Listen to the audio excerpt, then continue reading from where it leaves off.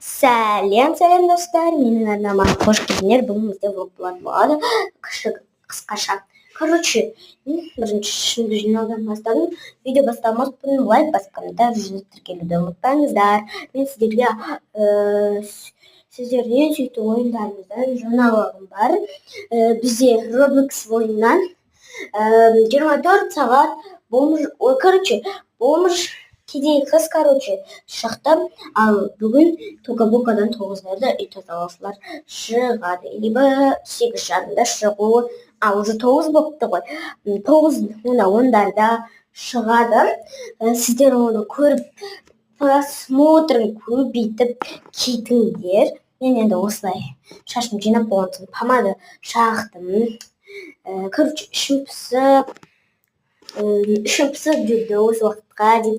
Білмеймін, бірақ не істейтінімді әзір. Короче, ішім пысты менің қатты, прям.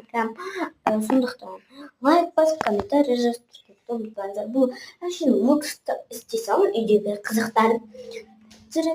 И осылай жүрдім үйде әшейін. Потом планшет ойнадым.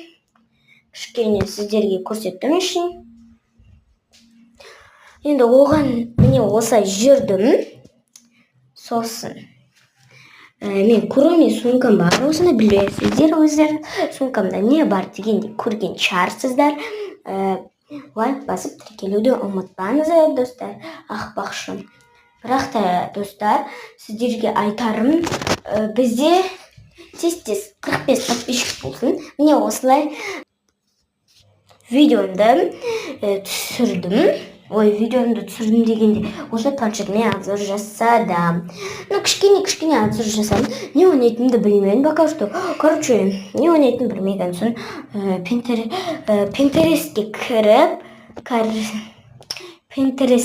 кіремін қазір. Күтіңдер достар. Үсті фонаригін көбейтіп қоймын. Мен пока что, потому что фонаригін көбейтіп қойған. Өткені күшті да анық көрінеді бәрі заттар. Короче, не істейтінімді білмеген соң бір видеозапис бар, соған кірдім. Жоқ, камераға кірдім бірінші.